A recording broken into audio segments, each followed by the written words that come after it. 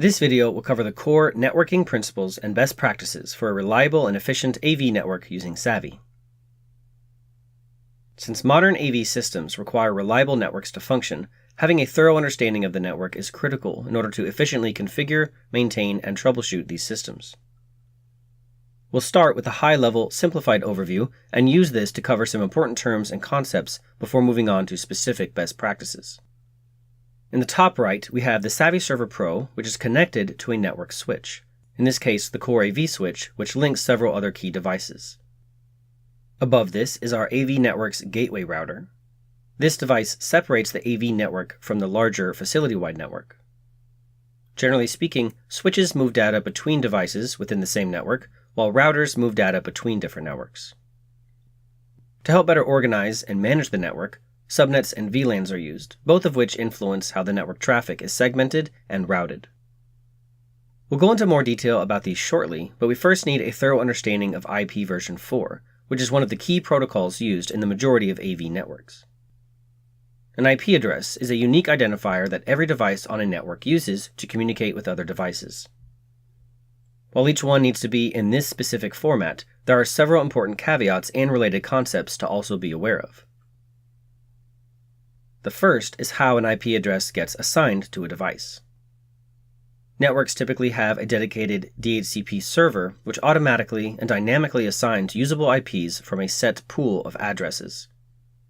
However, many devices, such as the SAVI Server Pro, the Stream1s, and other key resources, often need a permanent IP address set manually so that communication with this device remains consistent.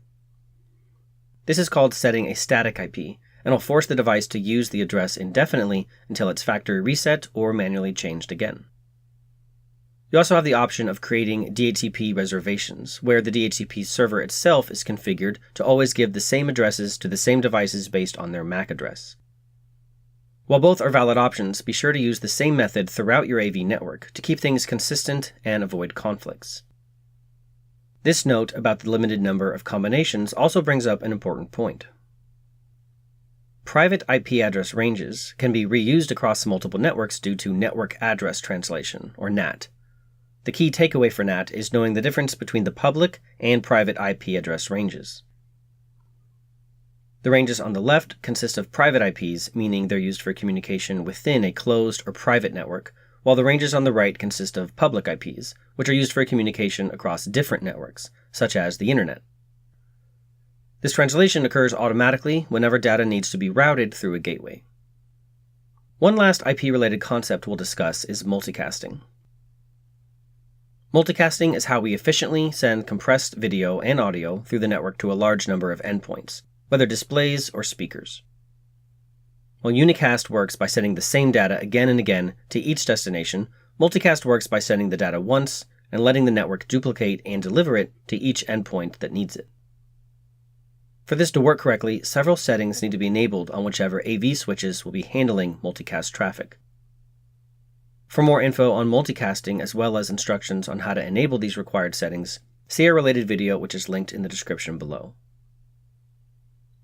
Before we get into some best practices, let's quickly address subnetting and VLANs, which are two different methods often used together to organize a network into smaller sections, making them easier to manage as well as keeping them more secure. Subnetting is how we organize groups of devices within a network based on their IP addresses and subnet masks. The subnet mask determines what portion of the IP address is the network address and what portion of it is the device address. Whenever you're setting a static IP on a device, you'll also need to set the correct subnet mask. This way, the device knows which destinations are on the same subnet and how to properly send traffic. While subnetting is done by IP organization, VLANs are usually configured by assigning specific ports on the switch to various VLAN IDs, creating a virtual separation while often using the same switch. The main thing to remember with VLANs is that while devices within the same VLAN can communicate directly, traffic between separate VLANs has to go through a router, just like traditional networks. It's also worth noting that advanced VLAN configurations can sometimes complicate troubleshooting. All the more reason to establish a clean and simple network plan, including an IP scheme, which should be shared with all relevant teams. A good working relationship between network teams and AV integrators is invaluable during planning, installation, and the maintenance phases.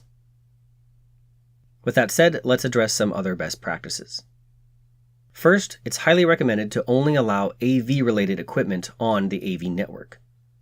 Likewise, network devices manufactured specifically for commercial AV systems are always the way to go.